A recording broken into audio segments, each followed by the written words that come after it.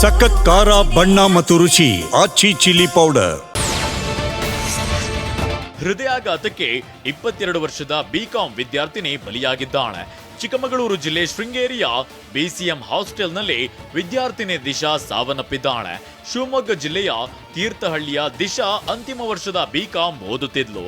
ಹಾಸ್ಟೆಲ್ನಲ್ಲಿ ಎದೆನೋವಿನಿಂದ ಕುಸಿದು ಬಿದ್ದು ಮೃತಪಟ್ಟಿದ್ದಾಳೆ. ರಸ್ತೆಯಲ್ಲಿಯೇ ಟಿಪ್ಪರ್ ಹೊತ್ತಿ ಉರಿದಿದೆ. ಚಿಕ್ಕಬಳ್ಳಾಪುರ ಜಿಲ್ಲೆ ಗುಡಿಬಂಡೆ ತಾಲೂಕಿನ ರಾಮಗಾನ ಹಳ್ಳಿಯಲ್ಲಿ ಶಾರ್ಟ್ ಸರ್ಕ್ಯೂಟ್ನಿಂದ ಬೆಂಕಿ ಹೊತ್ತಿಕೊಂಡಿರುವ ಶಂಕೆ ವ್ಯಕ್ತವಾಗಿದೆ. ಬೆಂಕಿ ಕಾಣಿಸಿಕೊಳ್ತಿದ್ದಂತೆ ಕೆಳಗಿಳಿದು ಚಾಲಕ ಬಚಾವಾಗಿದ್ದಾನೆ. ಗುಡಿಬಂಡೆಯ ಅಗ್ನಿಶಾಮಕ ದಳ ಸಿಬ್ಬಂದಿ ಬೆಂಕಿ ನಂದಿಸಿದ್ರು. ಮನೆಯ ಬೀಗ ಒಡೆದು ಲಕ್ಷಾಂತರ ರೂಪಾಯಿ ನಗದು ಮತ್ತು ಚಿನ್ನಾಭರಣವನ್ನ ಕಳ್ಳತನ ಮಾಡಲಾಗಿದೆ. ಕೋಲಾರ ಜಿಲ್ಲೆ ಮುಳಬಾಗಿಲು ನಗರದ ತ್ಯಾಗರಾಜ ಕಾಲೋನಿಯಲ್ಲಿ ಕಾರ್ತಿಕ್ ಮೆಡಿಕಲ್ಸ್ ಮಾಲೀಕ ಮಂಜುನಾಥ್ ಎಂಬುವರ ಮನೆಯಲ್ಲಿ ಕಳ್ಳತನ ಮಾಡಿದ್ದಾರೆ. 30.5 ಲಕ್ಷ ರೂಪಾಯಿ ನಗದು ಮತ್ತು 102 ಗ್ರಾಂ ಚಿನ್ನಾಭರಣ ಕಳವು ಮಾಡಿದ್ದಾರೆ. ಮಂಜುನಾಥ್ ಕುಟುಂಬ ಪ್ರವಾಸಕ್ಕೆ ಹೋಗಿದ್ದಾಗ ಕಳ್ಳರು ಕೈಚಳಕ ತೋರಿದ್ದಾರೆ.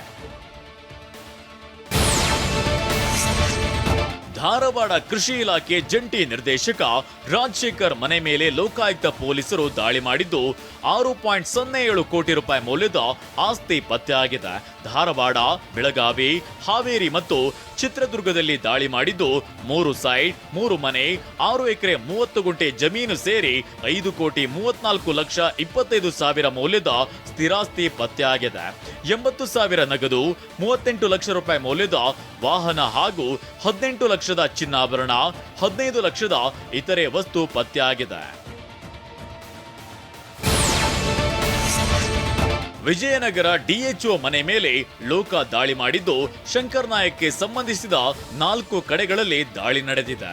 ರೇಡ್ ವೇಳೆ 11 ನಿವೇಶನಗಳು, 5 ವಾಸದ ಮನೆಗಳು ಸೇರಿ ಒಟ್ಟು 4.20 ಲಕ್ಷ ರೂಪಾಯಿ ಮೌಲ್ಯದ ಸ್ಥಿರಾಸ್ತಿ ದಾಳಿ ವೇಳೆ ಪತ್ತೆಯಾಗಿದೆ. 11.56 ಲಕ್ಷ ನಗದು, 16.75 ಲಕ್ಷ ಮೌಲ್ಯದ ಚಿನ್ನಾಭರಣ ಹಾಗೂ 9.60 ಲಕ್ಷ ರೂಪಾಯಿ ಮೌಲ್ಯದ ವಾಹನಗಳು ದಾಳಿ ವೇಳೆ ಪತ್ತೆಯಾಗಿವೆ.